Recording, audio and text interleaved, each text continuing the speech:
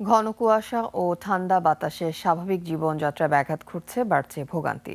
চুয়াডাঙ্গায় এই মৌসুমের সর্বনিম্ন তাপমাত্রা রেকর্ড হয়েছে 7.5 ডিগ্রি সেলসিয়াস। মাঝারি শৈত্যপ্রবাহে খেটে খাওয়া ও ছিন্নমূল মানুষ চরম ভোগান্তিতে পড়েছেন। শীতের কারণে সড়কে মানুষের উপস্থিতিও কমেছে। পঞ্চগড়ে হিম শীতল বাতাসের সঙ্গে ঘন কুয়াশা থাকায় সারাদিনই দেখা মিলছে না সূর্যের। এতে দুর্ভোগে পড়েছে জেলার দুস্থ ও খেটে খাওয়া মানুষ। গুড়ি গুড়ি বৃষ্টির মতো কুয়াশা পথঘাট ভিজছে, আর হিমেল বাতাসে কনকনে ঠান্ডায় বেড়েছে জনদুর্ভোগ। তেঁতুলিয়ায় সর্বনিম্ন তাপমাত্রা রেকর্ড হয়েছে 8.6 ডিগ্রি সেলসিয়াস। ঠাকুরগাঁওয়ে ঘন কুয়াশা ও হিমেল হাওয়ায় বিপর্যস্ত জনজীবন। এলাকায় মাঝারি শৈত্যপ্রবাহ বিরাজ করছে। দীর্ঘ সময় একই তাপমাত্রা বহাল থাকায় শীত অনুভূত হচ্ছে বেশি।